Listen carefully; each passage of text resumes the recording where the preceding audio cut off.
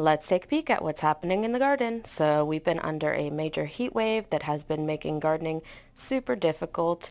This is one of my beds here. This is kind of my hot mess bed.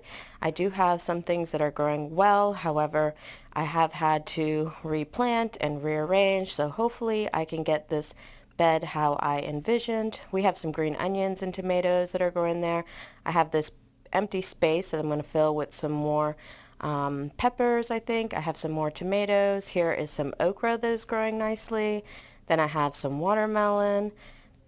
We also have some zucchini and some cucumber in this bed.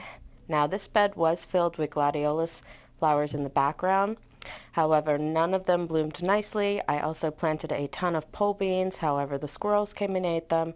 So yeah, this is my other bed here. Our strawberries have also been attacked. However, I do have some baby squash and some zucchini. The tomatoes are growing in. There's a little squash right there. We also have over here is my cucumber section. Now, I've planted even more cucumbers, not in this space, but in other places, in other spots in the beds. But this is what one of my cucumber patches is looking like. Here's our jalapeno plants. Those are doing nicely as well. So not all has failed, but that is the thing with gardening. Some things are going to work out and some things are just not going to work out. And you have to know when to pivot and when to just turn over that bed and try new things. Here are some more jalapenos.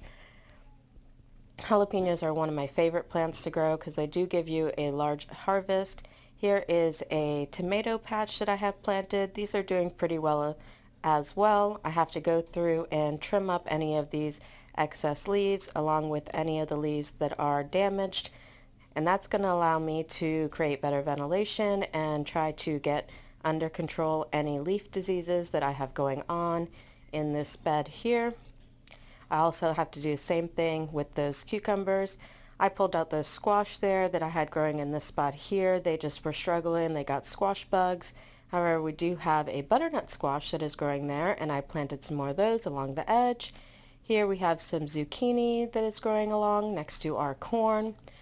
And then down here we have our corn that is growing, and growing corn is also not the easiest thing to do because you have to make sure it pollinates well. Here is our watermelon. You can see our first watermelon that is growing there.